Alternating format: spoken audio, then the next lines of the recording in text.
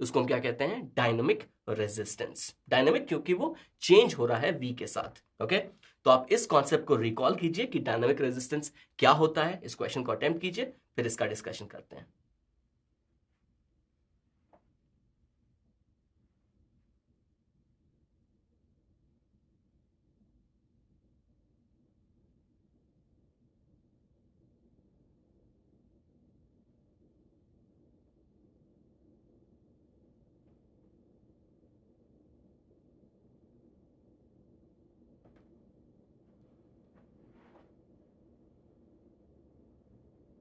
Alright, चलिए, बहुत ही simple question है, अगर आपको कॉन्सेप्ट पता है तो आप पक्का इसको सॉल्व कर लेंगे। तो 1 वोल्ट के आसपास देखते हैं। 1 वोल्ट के आसपास क्या है, ये सिचुएशन है। ओके, तो डायनेमिक रेजिस्टेंस क्या होता है, डायनेमिक रेजिस्टेंस होता है डेल्टा वी अपॉन डेल्टा आई। ठीक है, तो इस 1 वोल्ट के आसपास हमें चेंज इन वोल्टेज लेना है और उसको डिवाइड करना है चेंज इन करंट से। ठीक है, तो अगर यहां पे हम देखें तो वोल्टेज कितने से कितने पे जा रहा है, वोल्टेज जा रहा है 1 से 1.2 पे, यानी कि चेंज कितना है वोल्टेज का, 0.2 वोल्ट। और और साइमल्टेनियसली अगर हम करंट को देखें तो करंट में चेंज कहां से कहां हो रहा है, 10 से 15 मिली एम्पियर, यानी कितने का चेंज, 5 का चेंज, यानी कि 5 मिली एम्पियर। तो इसको एम्पियर में कन्वर्ट करना पड़ेगा, तभी हमें एसआई यूनिट्स में आंसर मिलेगा। ओके, तो ये कितना हो जाएगा, ये हो जाएगा 200 डिवाइडेड बाई 5, यानी कि 40 ओम। ठीक है, तो हमारा आंसर क्या आ जाएगा, हमारा आंसर आ जाएगा 40 ओम। करेक्ट, तो ये होता है डायनेमिक रेजिस्टेंस। ओके, तो फटाफट इसको दूसरे पार्ट के लिए भी सॉल्व कर लेते हैं। तो हमें क्या देखना पड़ेगा, हमें 2 वोल्ट के पास देखना पड़ेगा। ओके, 2 वोल्ट के पास ये जो चेंज हो रहा है हमें उस पर फोकस करना है। तो वोल्टेज में कितना चेंज हुआ है, 2 से लेके 2.1। ठीक है, तो अगेन आरडी क्या होता है, डेल्टा वी अपॉन डेल्टा आई। तो वोल्टेज में चेंज कितना है, 0.1 वोल्ट का, और करंट में चेंज कितना है, 400 से 800 का। ठीक है, यानी कि 400 मिली एम्पियर, मिली एम्पियर मतलब 10 टू द पावर -3 एम्पियर। तो ये कितना हो जाएगा, ये हो जाएगा 100 डिवाइडेड बाई 400, यानी कि 0.25 ओम। तो मेरा आंसर कितना जाएगा, 0.25 ओम। ठीक है, तो सिंपल सा कॉन्सेप्ट है, डायनेमिक रेजिस्टेंस क्या होता है, डेल्टा वी अपॉन डेल्टा आई। तो हम एक पॉइंट पे एक छोटे से छोटे से रीजन के लिए हम डेल्टा वी अपॉन डेल्टा आई निकाल सकते हैं और वहां से हमारा डायनेमिक रेजिस्टेंस निकल जाएगा। ठीक है, तो अगर ये क्वेश्चन क्लियर है तो चलते हैं फिर नेक्स्ट क्वेश्चन पे। ऑलराइट, ये है next question. The reading of the ammeter for a silicon diode in the given circuit is. ठीक है, तो ये सर्किट देखिए, ये एक डायोड है। तो हमें ये इंफॉर्मेशन प्रोवाइड की गई है कि एक सिलिकॉन डायोड है। तो ये एक इंपॉर्टेंट इंफॉर्मेशन है, ये एक हिंट है आपके लिए। तो अब इस सिचुएशन में हमें निकालना है कि एमीटर के थ्रू करंट कितना होगा। ठीक है, फटाफट इसको अटेम्प्ट कीजिए, फिर डिस्कस करते हैं।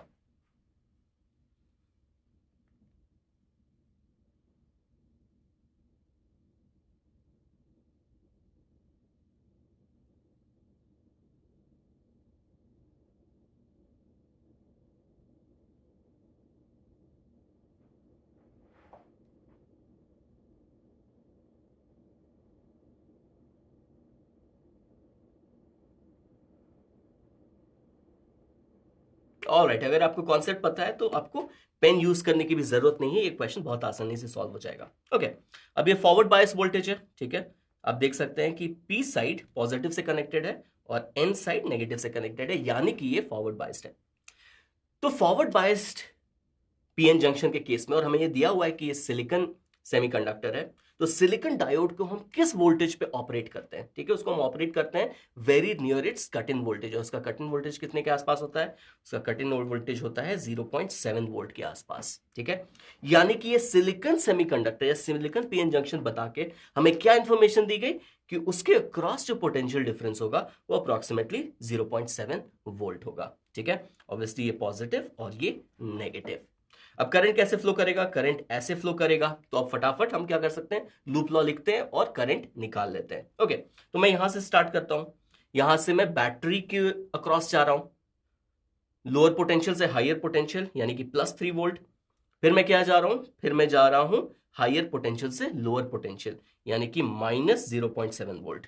करेक्ट, यानी कि डायोड के अक्रॉस क्या होगा, -0.7 वोल्ट।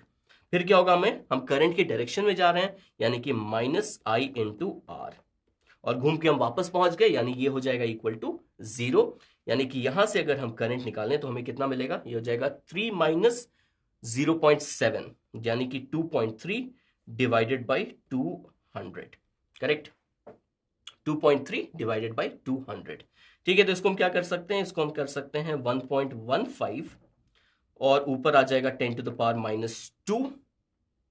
करेक्ट, यानी कि इसको और भी अगर चेंज हमें करना है तो हम कह सकते हैं कि 0.115 into 10 to the power -3 ampere, यानी हम कह सकते हैं 0.115 मिली एम्पियर। ठीक है, फाइनली इसको क्या कह सकते हैं, 0.115 मिली एम्पियर। करेक्ट, तो सिंपल सा क्वेश्चन है, सिर्फ कॉन्सेप्ट क्या है कि सिलिकॉन डायोड के अक्रॉस पोटेंशियल डिफरेंस कितना होगा। क्लियर? तो मैं यहाँ थोड़ा वेट कर रहा हूं, अगर आपको इसको नोट करना है तो कर लीजिए, फिर फटाफट नेक्स्ट क्वेश्चन पे चलते हैं।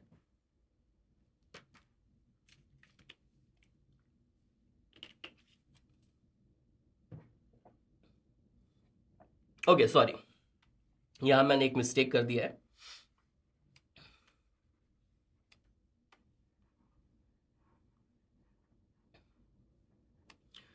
ऑलराइट, ये हो जाएगा 11.5 into 10 to the power -3। My bad. ठीक है, इसको करेक्ट कर लेते हैं। तो 11.5 इंटू 10 टू द पावर -3 यानी कि 11.5 मिली एम्पियर, ये होना चाहिए अपना आंसर। ऑलराइट, तो अगर ये क्लियर है तो ऑप्शंस चेक कर लेते हैं। तो हमारे ऑप्शन में ऑप्शन बी मैच कर रहा है, यानी ऑप्शन बी हमारा करेक्ट ऑप्शन होगा। एंड अब चलते हैं नेक्स्ट क्वेश्चन पे। ऑलराइट, नेक्स्ट क्वेश्चन क्या है, in a P N junction diode not connected to any circuit. ठीक है, पीएन जंक्शन डायोड है, उसको किसी सर्किट से कनेक्ट नहीं किया गया है, तो इनमें से कौन सा ऑप्शन करेक्ट होगा। पहला ऑप्शन क्या है, the potential is same everywhere. दूसरा ऑप्शन क्या है, the P type side is at a higher potential than the N type side. Okay, तीसरा ऑप्शन है, there is an electric field at the junction directed from the n type side to the p type side, और last option है, there is an electric field at the junction directed from the p type side to the n type side। ठीक है, तो basic understanding अगर आपको है PN junction की तो आप फटाफट इस क्वेश्चन को सॉल्व कर सकते हैं। तो अटेम्प्ट कीजिए, फिर डिस्कशन करते हैं।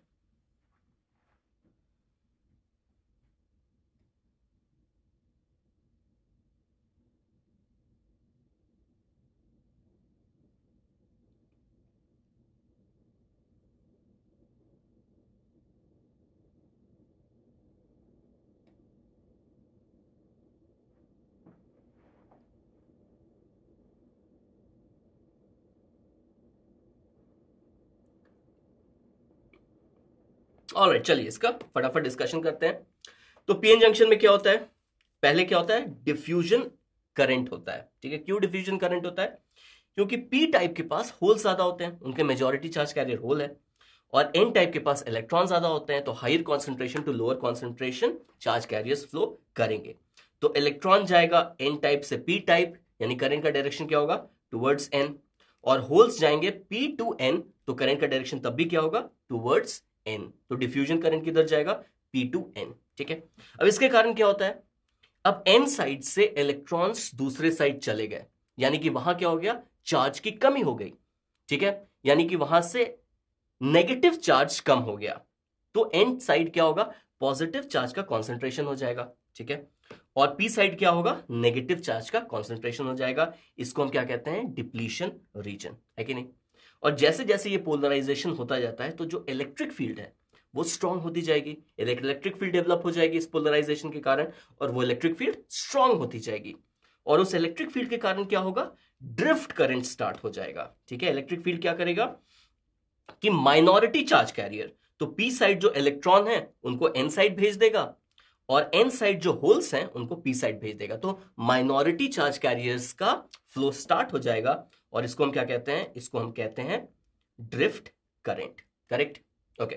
तो इक्विलिब्रियम में क्या होगा, इक्विलिब्रियम में डिफ्यूजन करंट और ड्रिफ्ट करंट इक्वल हो जाएगा, और ये सेमीकंडक्टर जो आपका ये पीएन जंक्शन जो है इसको हम कहेंगे कि ये इक्विलिब्रियम में आ गया।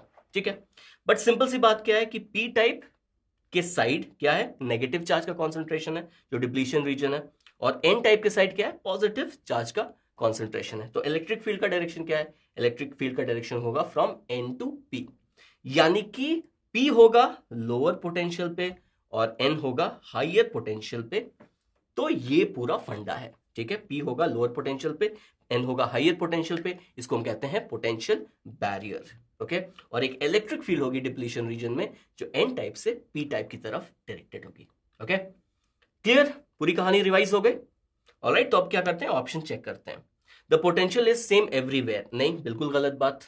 अभी हमने देखा P type lower potential, N type higher potential. Okay, the P type side is at a higher potential than the N type side, ये भी गलत बात। अभी हमने चेक किया कि N टाइप का साइड, N टाइप के साइड पोटेंशियल हायर होगा।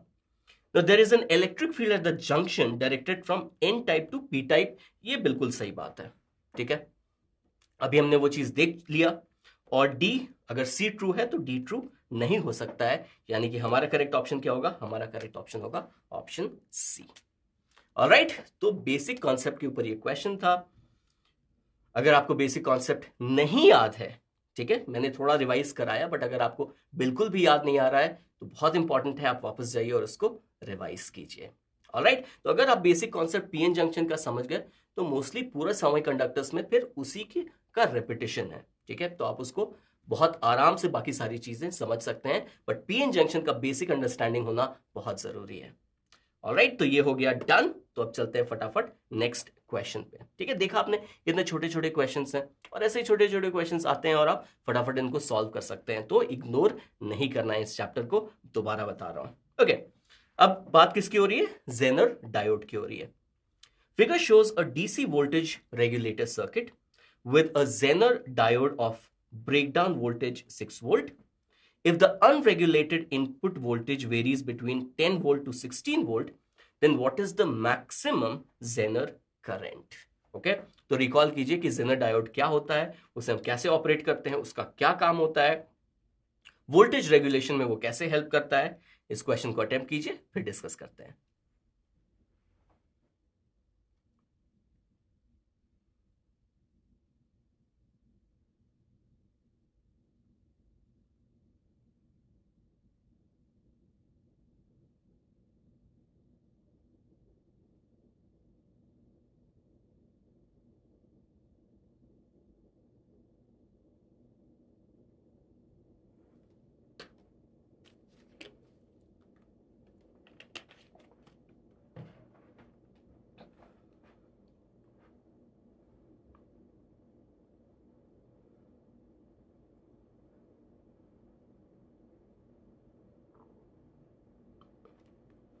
चलिए इसका डिस्कशन स्टार्ट करते हैं।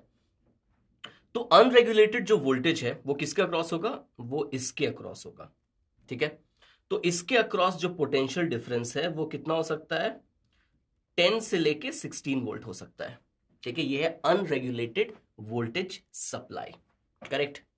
अब जेनर डायोड कहां लगा हुआ है, जेनर डायोड इन दोनों टर्मिनल्स के बीच में लगा हुआ है। ठीक है, और जेनर डायोड हम रिवर्स बायस में यूज करते हैं, जो कि आप देख सकते हैं जेनर डायोड रिवर्स बायस में। और दूसरी इंपॉर्टेंट चीज क्या है कि जेनर डायोड को हम ऑपरेट करते हैं नियर इट्स ब्रेकडाउन वोल्टेज। और जेनर डायोड का काम क्या होता है कि करंट कुछ भी हो, करंट कुछ भी हो, वो वोल्टेज कांस्टेंट मेंटेन करता है। ठीक है, यानी कि जेनर डायोड के अक्रॉस जो वोल्टेज होगा, आप कुछ भी कर लो, करंट कुछ भी बहे, जेनर डायोड को उससे मतलब नहीं है। जेनर डायोड के अक्रॉस जो वोल्टेज होगा वो कितना होगा, वो हो जाएगा 6 वोल्ट। है कि नहीं, ये बात क्लियर है।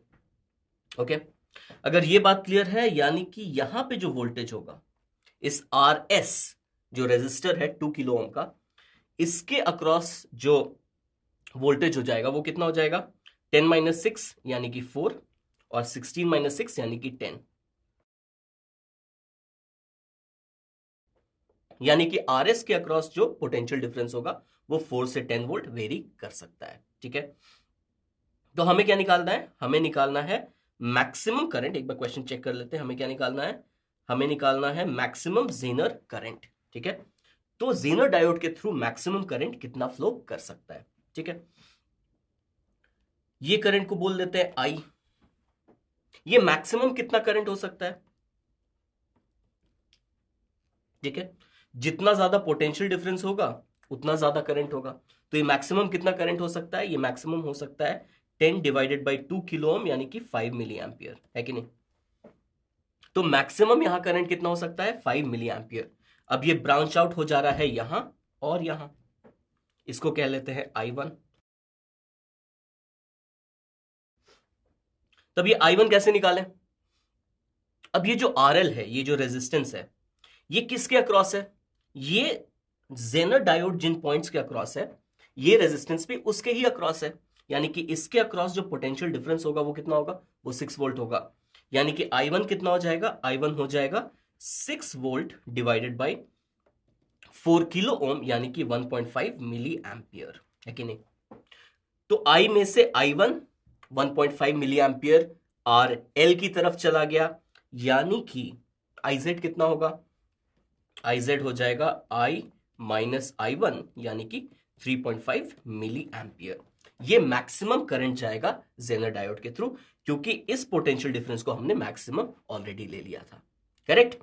तो कॉन्सेप्ट यही है कि जेनर डायोड के अक्रॉस पोटेंशियल कांस्टेंट रहेगा, भले करंट कुछ भी हो। ओके, तो फटाफट इसको नोट कीजिए, फिर चलते हैं नेक्स्ट क्वेश्चन पे।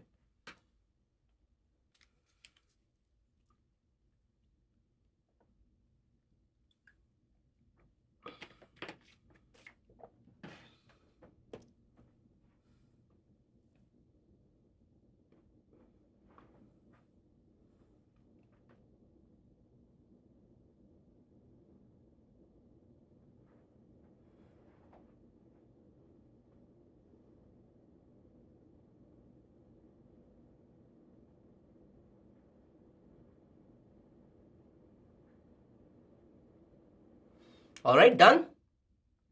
तो एक बार ऑप्शंस चेक कर लेते हैं। तो ऑप्शन डी हमारा करेक्ट ऑप्शन होगा। ऑलराइट, तो फिर चलते हैं नेक्स्ट क्वेश्चन पे। नेक्स्ट क्वेश्चन क्या है? In a photodiode the conductivity increases when the material is exposed to light. It is found that the conductivity changes only if the wavelength is less than 620 nanometer. What is the band gap? तो याद कीजिए कि photodiode कैसे operate होता है, band gap क्या होता है।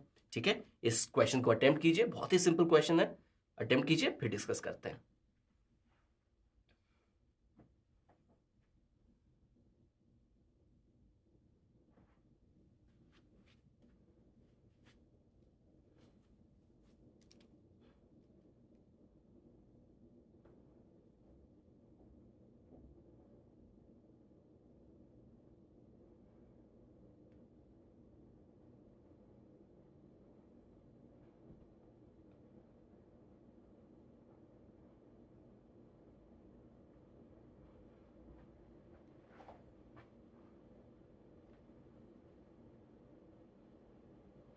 ऑलराइट, चलिए।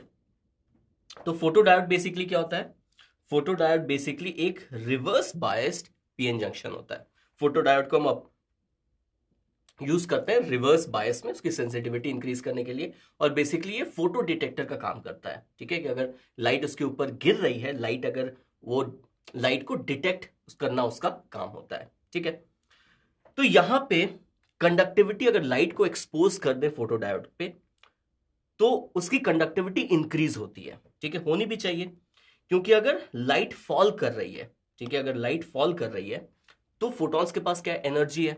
ओके, अब वो एनर्जी इन्होंने एटम को दी, तो एनर्जी दी तो क्या होगा? इलेक्ट्रॉन होल पेयर जनरेट हो जाएगा। ठीक है, लाइट क्या करता है? Light generates electron hole pair. ठीक है, तो इलेक्ट्रॉन होल पेयर कैसे जनरेट होता है? अगर आप उस एटम को एनर्जी दीजिएगा, तो अगर हीट दीजिएगा तो भी इलेक्ट्रॉन होल पेयर जनरेट हो सकता है, और अगर लाइट दीजिएगा, वो भी एक फॉर्म ऑफ एनर्जी है, तो उससे भी इलेक्ट्रॉन होल पेयर जनरेट हो सकता है। अब इलेक्ट्रॉन होल पेयर जनरेट हुआ तो क्या होगा? तो फिर चार्ज कैरियर्स का कॉन्सेंट्रेशन बढ़ेगा और फिर कंडक्टिविटी बढ़ेगी। करेक्ट? और यही जो कंडक्टिविटी में चेंज आता है, इसी से हम डिटेक्ट करते हैं कि लाइट फॉल कर रही है। सिंपल सा कॉन्सेप्ट है। ओके, अब इलेक्ट्रॉन होल पेयर जनरेट होने का मतलब क्या है? इलेक्ट्रॉन होल पेयर जनरेट होने का सिंपली मतलब क्या है कि इलेक्ट्रॉन्स वैलेंस बैंड से कंडक्शन बैंड में चले गए। ठीक है, तो लाइट ने कितनी एनर्जी दी? उस फोटोन के पास कितनी एनर्जी होनी चाहिए? उस फोटोन के पास मिनिमम उस बैंड गैप के बराबर एनर्जी होनी चाहिए, है कि नहीं? ठीक है, इलेक्ट्रॉन होल पेयर जनरेट होने का मतलब क्या है? इलेक्ट्रॉन वैलेंस बैंड से कंडक्शन बैंड में चला गया, और वहां जाने के लिए उसको कितनी एनर्जी चाहिए होती है? उसको एनर्जी गैप जितनी एनर्जी चाहिए होती है। तो लाइट का जो फोटोन है उसके पास मिनिमम कितनी एनर्जी होनी चाहिए? Equal to the energy gap. बस।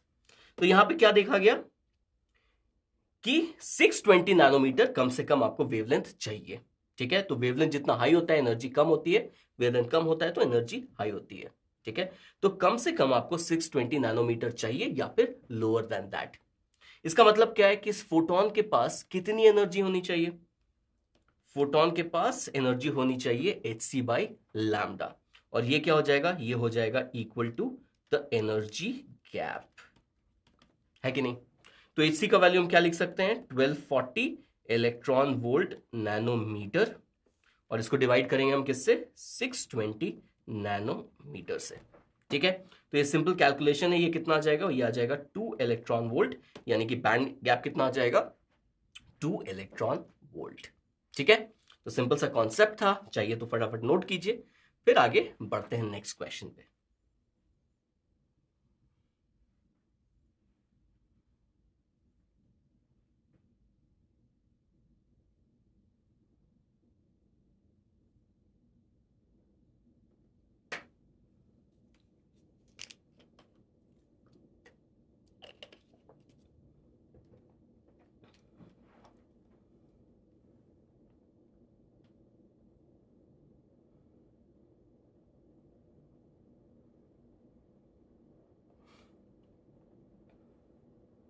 Alright, done. Okay, next question.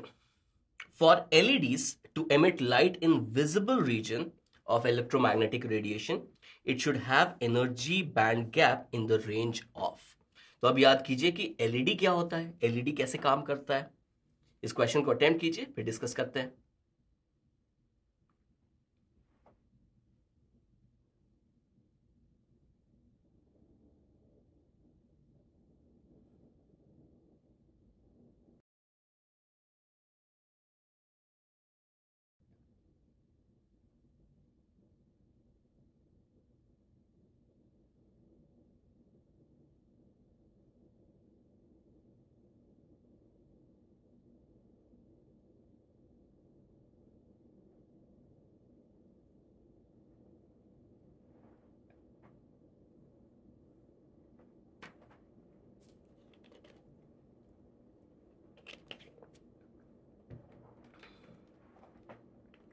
Alright, चलिए इसका डिस्कशन करते हैं।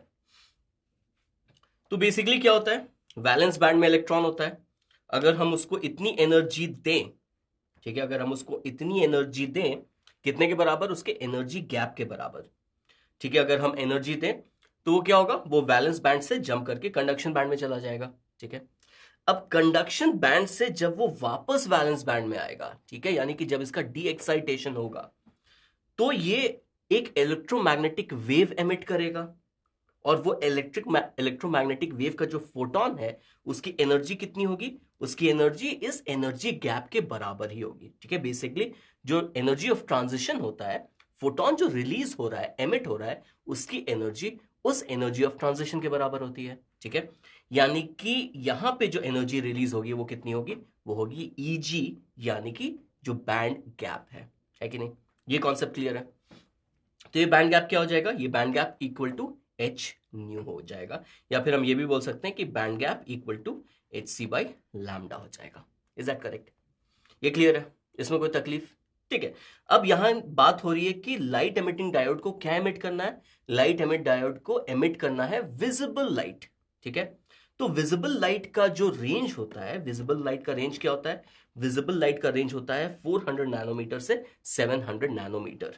करेक्ट, यानी हम कह सकते हैं कि जो एनर्जी गैप चाहिए, मुझे 400 नैनोमीटर का वेवलेंथ का फोटोन एमिट करना है, तो एनर्जी गैप कितनी होनी चाहिए? एनर्जी गैप होनी चाहिए H C divided by lambda, यानी कि 1240 approximately electron volt nanometer divided by कितना? Divided by 400 nanometer. ठीक है, तो ये गया, ये गया, तो ये कितना हो जाएगा? 410 टाइम्स, और ये हो जाएगा 4 3 12, सो ये आ गया 3.1 इलेक्ट्रॉन वोल्ट। ठीक है, यानी कि वॉयलेट लाइट अगर एमिट करना है उसके लिए एनर्जी गैप कितना होना चाहिए? 3.1 इलेक्ट्रॉन वोल्ट। वैसे ही अगर रेड लाइट एमिट करना है तो उसके लिए एनर्जी गैप कितना हो जाना चाहिए? वो हो जाना चाहिए 1240 divided by 700 electron volt. Correct. तो ये कितना आएगा, ये अप्रोक्सीमेटली आपका आ जाएगा, ये गया तो 7 1 7, फिर 54 आ गया, तो 7 7 49, 7 7 49, सो 1.7 समथिंग, 1.7 समथिंग इलेक्ट्रॉन वोल्ट। यानी कि एनर्जी गैप कहां से कहां होनी चाहिए, 1.7 इलेक्ट्रॉन वोल्ट से 3.1 इलेक्ट्रॉन वोल्ट। ठीक है, अप्रोक्सीमेटली 3 इलेक्ट्रॉन वोल्ट भी आप कह सकते हैं। ऑलराइट, तो बेसिकली यही कॉन्सेप्ट है। क्या कॉन्सेप्ट है कि जब इलेक्ट्रॉन अपने कंडक्शन बैंड से वैलेंस बैंड में आता है, डी एक्साइट होता है, उस केस में वो एनर्जी रिलीज कर, वो इलेक्ट्रोमैग्नेटिक वेव रिलीज एमिट करता है, और उस इलेक्ट्रोमैग्नेटिक वेव का जो फोटोन होगा उसकी एनर्जी कितनी होगी, उसकी एनर्जी इस एनर्जी गैप के बराबर होगी। ठीक है, बस यही कॉन्सेप्ट है, इस कॉन्सेप्ट का यूज करके हमने ये रेंज निकाल लिया। Alright, done. तो चाहिए तो इसको नोट कीजिए, फिर हम फटाफट चलते हैं नेक्स्ट क्वेश्चन पे।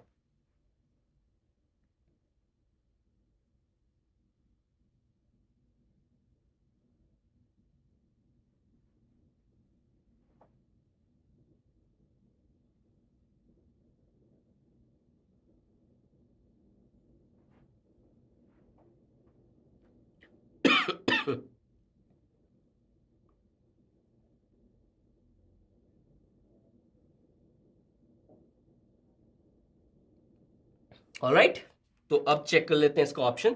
तो ऑप्शन सी हमारा करेक्ट ऑप्शन होगा, सबसे क्लोज वही आ रहा है, एग्जैक्ट तो नहीं आ रहा है बट सबसे क्लोज वही आ रहा है, तो ऑप्शन डी हमारा करेक्ट ऑप्शन हो गया। और अब चलते हैं नेक्स्ट क्वेश्चन पे। ठीक है, बात कहां पहुंच गई, बात अब पहुंच गई है ट्रांजिस्टर पे। For a common emitter configuration, if alpha and beta have their usual meanings, the correct relationship between alpha and beta is, ये मैं पहले बता दे रहा हूं, ये मल्टीपल ऑप्शन करेक्ट है, तो आपको सारे ऑप्शंस चेक करने पड़ेंगे। ठीक है, तो याद कीजिए अल्फा क्या होता है, बीटा क्या होता है, उनके बीच में रिलेशनशिप क्या होता है। इस क्वेश्चन को अटेम्प्ट कीजिए, फिर डिस्कस करते हैं।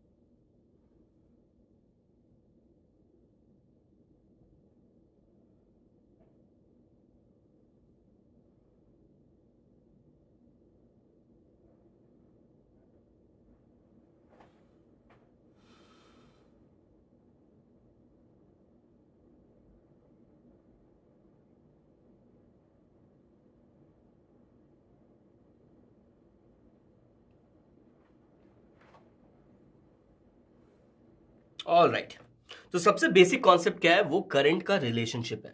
तो यहां पे किस किस टाइप के करंट होते हैं, इसको हम कहते हैं बेस करंट, इसको हम कहते हैं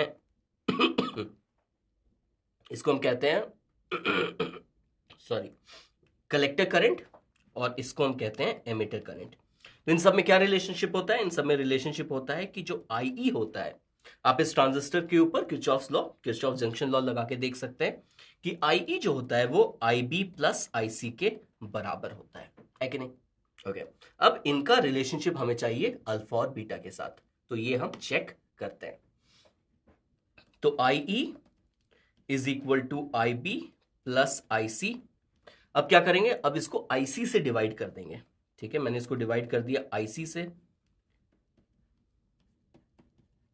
अगर मैंने इसको डिवाइड कर दिया आईसी से, तो मेरे पास क्या बचेगा, मेरे पास बचेगा I E upon I C is equal to I B upon I C plus 1। अब बीटा क्या होता है, बीटा को हम कहते हैं करंट गेन, और करंट गेन बेसिकली क्या होता है, I C divided by I B, यानी कि आईसी कितना टाइम्स ज्यादा है आईबी से। ओके, और अल्फा क्या होता है, अल्फा होता है आईसी डिवाइडेड बाई आईई, यानी कि कलेक्टर करंट का कितना फ्रैक्शन, सॉरी एमिटर करंट का कितना फ्रैक्शन कलेक्टर करंट में जा रहा है। तो अगर आप यहां पे चेक करेंगे तो ये आई बाई आई सी है, यानी कि बीटा का रेसिप्रोकल, यानी इसे हम कह सकते हैं, सॉरी अल्फा का रेसिप्रोकल, जिसको हम कह सकते हैं 1 अपॉन अल्फा, और IB बाई IC क्या है? IB बाई IC बीटा का रेसिप्रोकल है, यानी कि 1 अपॉन बीटा प्लस 1। तो ऑप्शन अगर चेक करें तो ये रिलेशनशिप है, 1 by alpha plus 1 is equal to 1 by beta plus 1। ठीक है, और क्या रिलेशनशिप है? अल्फा के टर्म्स में इसको लिखना है, तो अगर इसको अल्फा के टर्म्स में लिखें तो ये कितना हो जाएगा? Beta upon 1 plus beta. Correct. तो ये दो रिलेशनशिप्स हमारे पास आ गए। अब हम क्या कर सकते हैं? ऑप्शंस चेक कर सकते हैं और देख सकते हैं कि कौन से रिलेशनशिप्स मैच कर रहे हैं। तो ए मैप कर रहा है, मैच कर रहा है बिल्कुल, तो ये करेक्ट ऑप्शन है। बी मैच नहीं कर रहा है, सी मैच कर रहा है, और सी मैच कर रहा है तो डी मैच नहीं कर रहा है। ओके, तो हमारे करेक्ट ऑप्शंस होंगे ए और सी। बट मैं क्या करता हूं, मैं यहां पे थोड़ी देर वेट करता हूं, अगर आपको इसको नोट करना है तो नोट कर सकते हैं।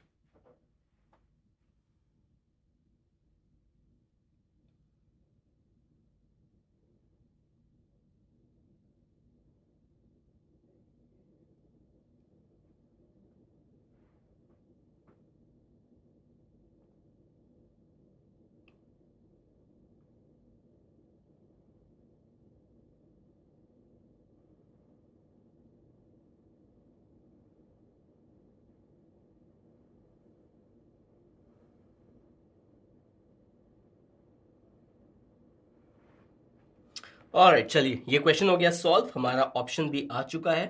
तो अब बिना टाइम वेस्ट किए चलते हैं नेक्स्ट क्वेश्चन पे, और थोड़े क्वेश्चंस करेंगे ट्रांजिस्टर्स के ऊपर। A common emitter amplifier circuit built using an NPN transistor is shown in the figure. Its DC current gain is 250, यानी किसका वैल्यू दिया हुआ है? बीटा का वैल्यू दिया हुआ है। RC is 1 किलो ओम, यहां है अपना RC। VCC is 10 वोल्ट, ये है अपना VCC। What is the minimum base current for VCE to reach saturation?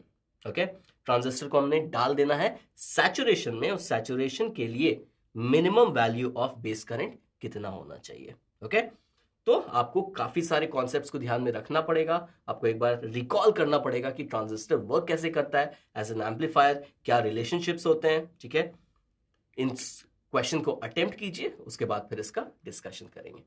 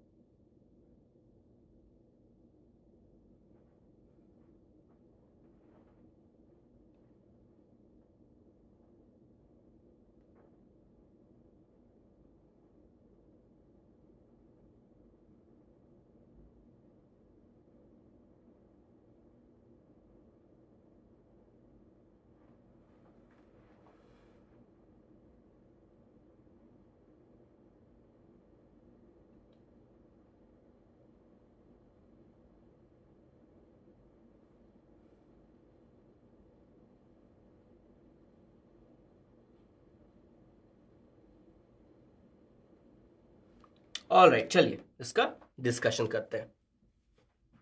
तो करंट कौन कौन से इन्वॉल्व होते हैं? ये होता है आईसी, ये होता है आईबी, और ये होता है आईई।